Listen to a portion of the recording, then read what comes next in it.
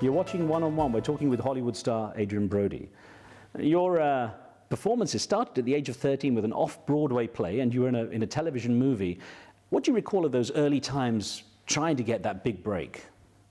Oh, at that point it was not about finding a break. It was just the thrill of even having an opportunity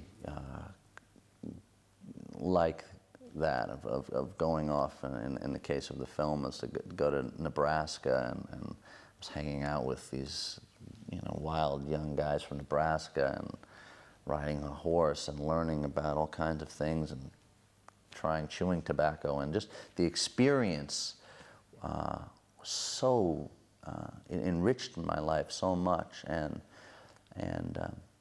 there was obviously much less technique in the work, but it came from a very organic place, and it definitely wasn't about career or anything like that. It was just find an opportunity to work and find something that moved me, and looking for that opportunity. There was this excitement in that, and it was they were far and few between those opportunities. Now, I know your dad told you it takes 15 years to become an overnight success. It took me 17. At least you got there. Tell me about that experience you had, though, with The Thin Red Line, one of your first major movies. Now, I gather a lot of it ended up on the editing floor. You weren't too happy about that, were you? It was a kind of complicated scenario, but what it did teach me about was, in one sense, it taught me about loss on a level that I hadn't experienced, and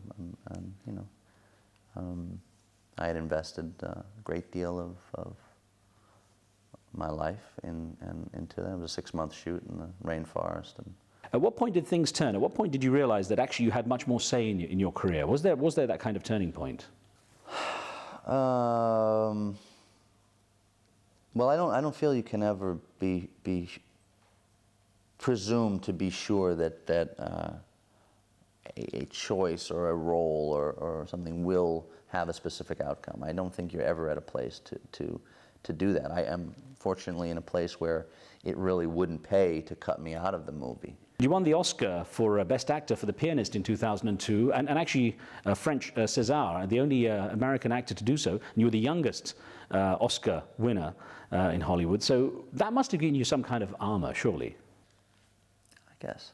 Now, you lost about 13 kilos or 28 pounds for that role in The Pianist. Do you make an effort to be a method actor? It's a necessary. I hate to use the terminology, but I think that the technique, for me to find and to be able to truthfully express an emotion or to connect to a state of mind that is not my own, I have to do the work that it requires, and some require less of devotion. In the case of The Pianist, obviously this is a movie that has deals with a subject matter that has had a profound effect on so many people's lives, including the director. And well, first of all, you can't act thin. You can't act starving.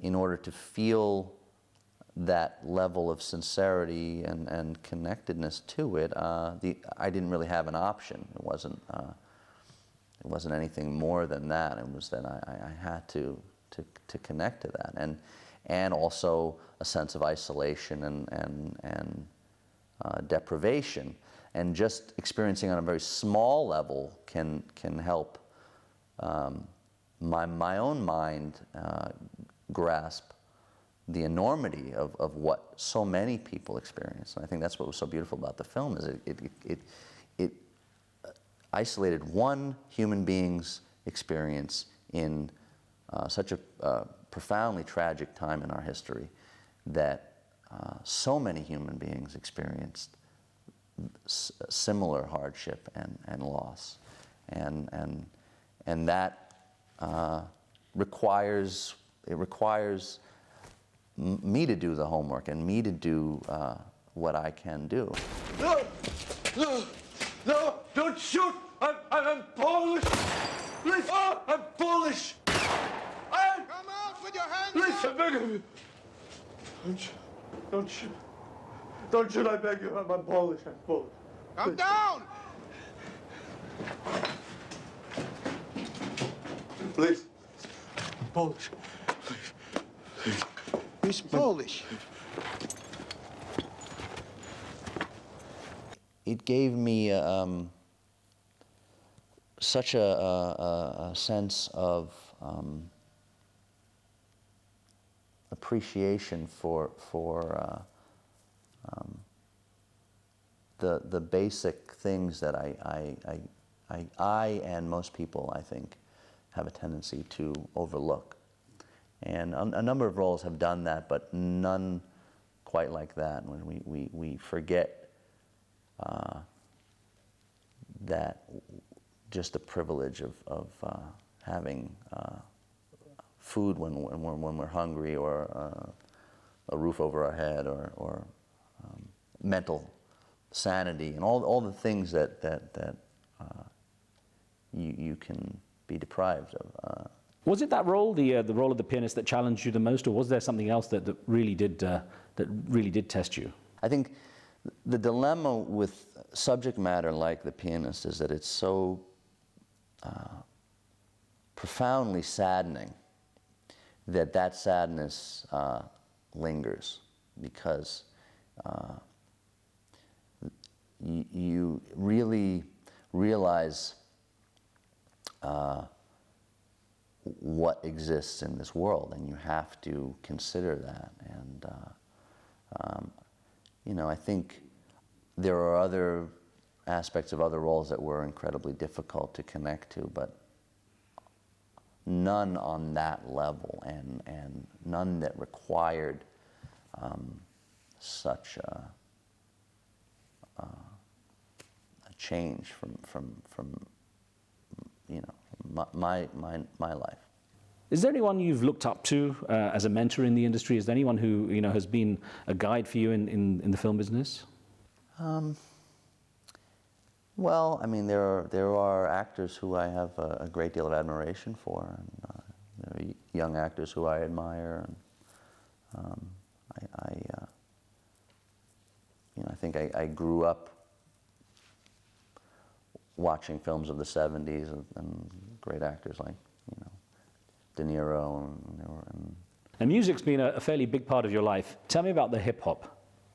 Less so now. It was a big influence in my life. I mean, I am a product of my environment, and How did you end up becoming friends with Tupac Shakur? I did a film with him, with Mickey Rourke and Tupac and Ted Levine. Ted Levine was my other brother. You've always been keen to produce music. Is that something that will continue? Well, I have been producing music. This is another, you know, one of those I've discussed so many times in interviews. I've been asked about it, but it's difficult to release it for some reason. Are there any kind of roles that you've not had a chance to do that you really want to tackle right now? Well, I haven't been actively pursuing it, but I like the idea of finding something that would be that I connect to, that I would like to direct at some point. I think not only my experience as an actor, but I think my mother's visual sense and what I grew up around, I think, has given me a very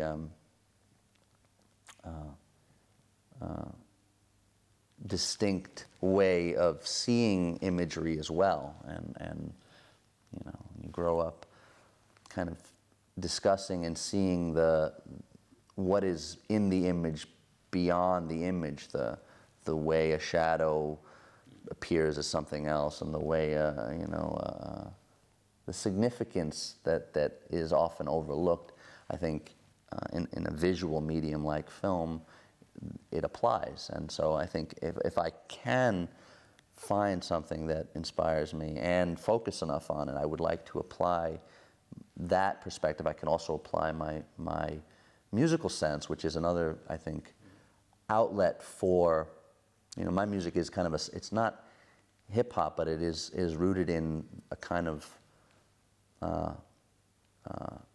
urban soundscape and the product of a kind of collage of sounds that I hear that are musical, and then also to be able to guide an actor. I think I know what is involved and what I often would like to hear from a director and how to get me to deliver what he's looking for, and so I think at some point it would be an interesting thing for me to do.